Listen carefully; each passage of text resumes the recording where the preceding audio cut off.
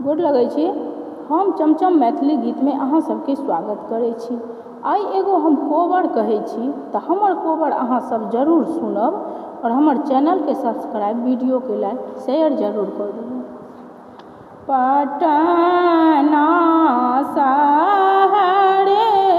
बामे छोटी मोटी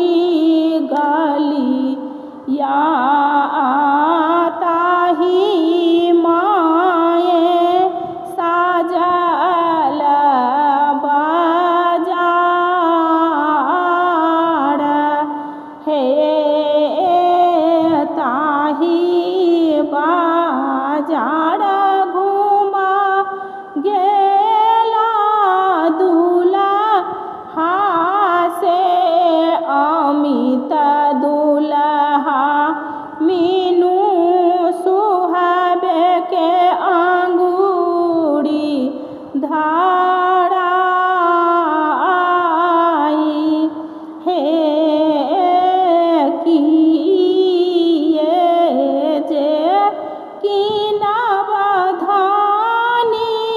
किए बेसा हाबा कथी केरा दाम मोलबा हे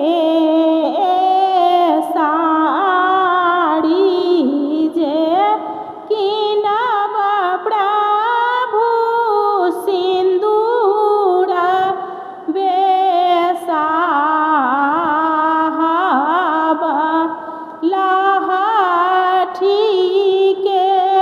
दाम मोलबा हे पहिरी ओढ़िए सुहाबे चलली कोबर घर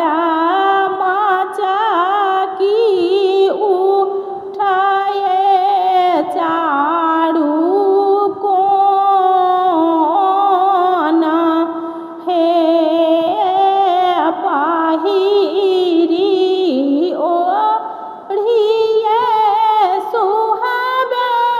चलली अपन घर झलकी उठाए चारू